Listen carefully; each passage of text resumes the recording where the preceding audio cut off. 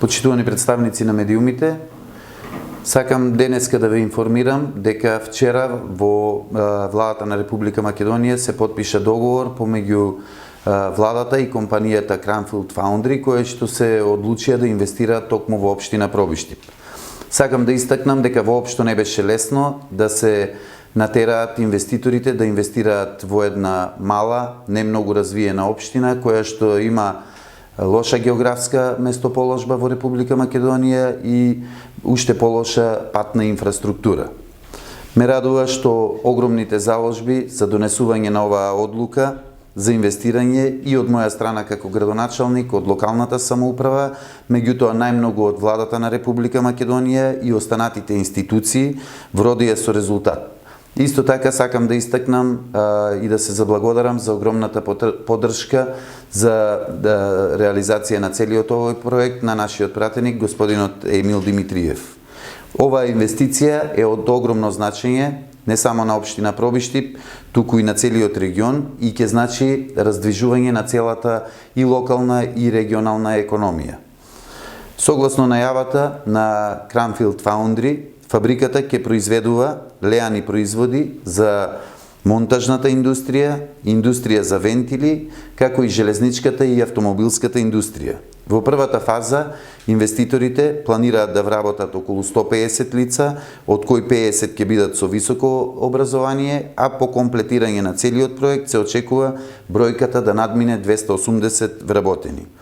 Уште од неофицијалната најава на инвестицијата се појавија многу шпекулации и различни мислења за истата.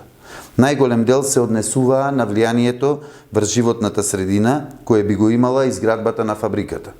Како градоначалник нема да дозволам никаква инвестиција, ниту било какво вработување кое што ќе биде на штета на здравието на жителите на општина Пробиштип.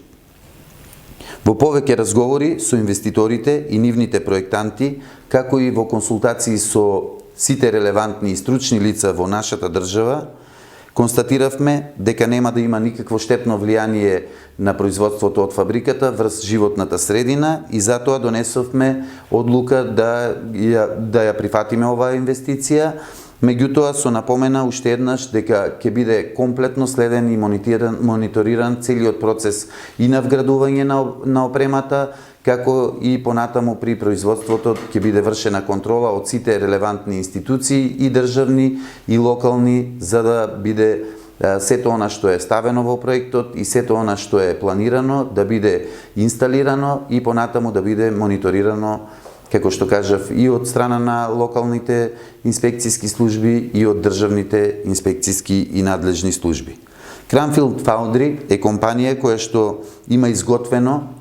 доста солидна документација, која што е доставена до Министерството за животна средина, се мисли на студија за влијание врз животната средина, пошто ќе следи и јавна расправа за истата. Граѓаните ќе бидат навремено информирани за одржувањето на јавната расправа и ќе имаат можност да поставуваат директни прашања и до инвеститорите и до сите надлежни институции. Се надевам дека сите овие укажувања ќе вродат со плод и се надевам дека многу брзо ќе отпочне изградбата на фабриката, ќе биде поставен камен темелник некаде во втората половина од месец септември и во текот на наредната година дека ќе излезат и првите производи од Cranfield Foundry од Пробиштип. Ви благодарам. Доколку има прашања, повелете. Нема да влијае на здравието на луѓето, значи нема никако да се загади воздухот со нејзината работа? Значи, студијата која што е изработена и доставена од страна на Рударско-геолошкиот факултет во Штип и од страна на најрелевантната институција за влијание на овие индустријски капацитети од ваков тип врз животната средина, покажува дека нема никакво штетно влијание врз здравието на луѓето. Меѓутоа, за да бидеме сигурни, и јас како градоначалник, и пратеникот, и државниот секретар од Министерството за животна средина, заедно со представници од Универзитетот Гоце Делчев од Штип, и представник од Сдруженијето на граѓани, кое што е формирано како невладина организација и се грижи за отпочнувањето или потпишување на договорот кој што се случи. Уште во месец мај организиравме една студиска посета на неколку производствени погони, од кои што еден од нив кој што е идентичен како погонот кој што ќе се произведува, кој што ќе се инсталира овде во општина Пробиштип, во Република Унгарија, во непосредна близина на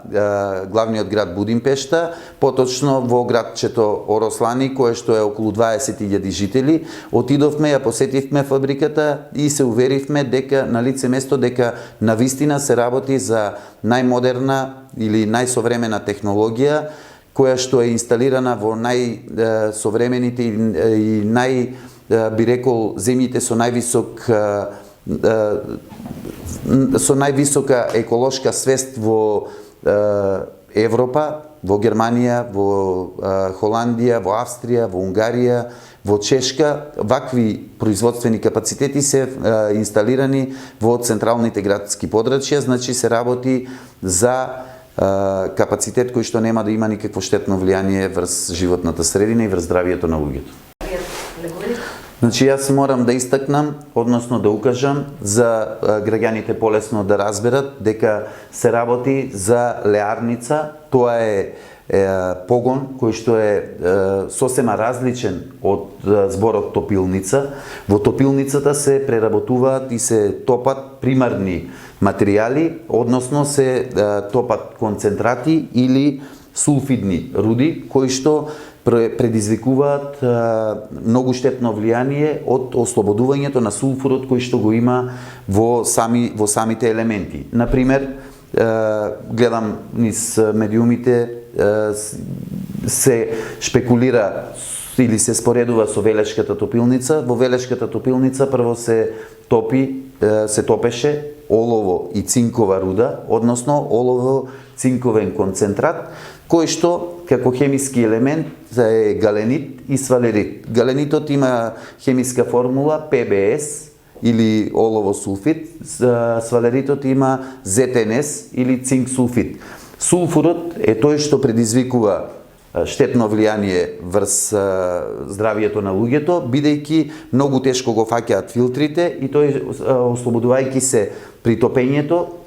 се фаќа најголем дел со вода во филтрите и се произведува сулфурна киселина, додека еден дел излегува надвор и тоа е, бидејќи има способност лесно да се врзува со водата од атмосферските влијанија, тоа е што предизвикува кисели дождови. Меѓутоа, овде, во овој производствен погон, не станува збор за топење на руда, ниту за примарни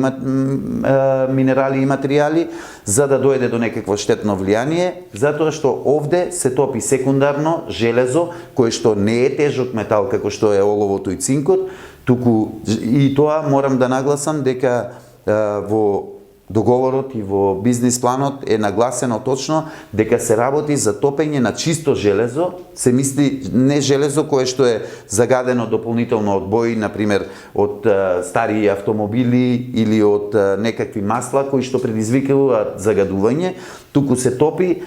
чисто железо кое што на повисока температура, односно во индуктивни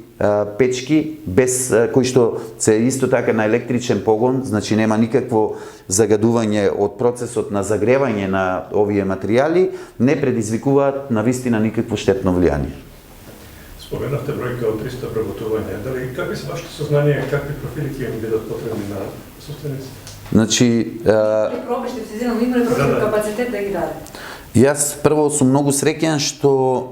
во Пробиштип ќе се отвори еден погон во кој што ќе се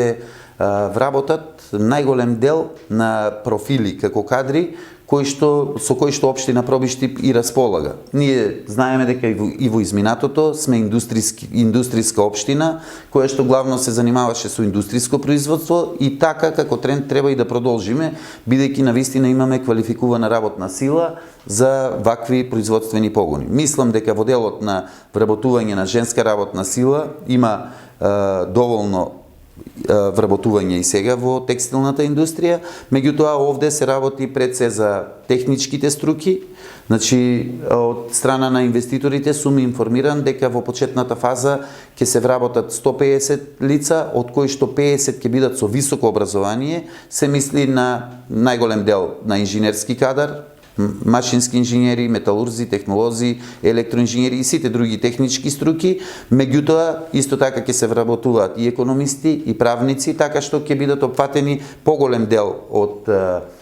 квалификуваните кадри кои што ги имаме на располагање во нашата општина, и се надевам дека дел од младите луѓе кои што моментално се на некое работно место во околните општини или во Скопје ќе имаат можност да се вратат и да продолжат да работат во нашата општина.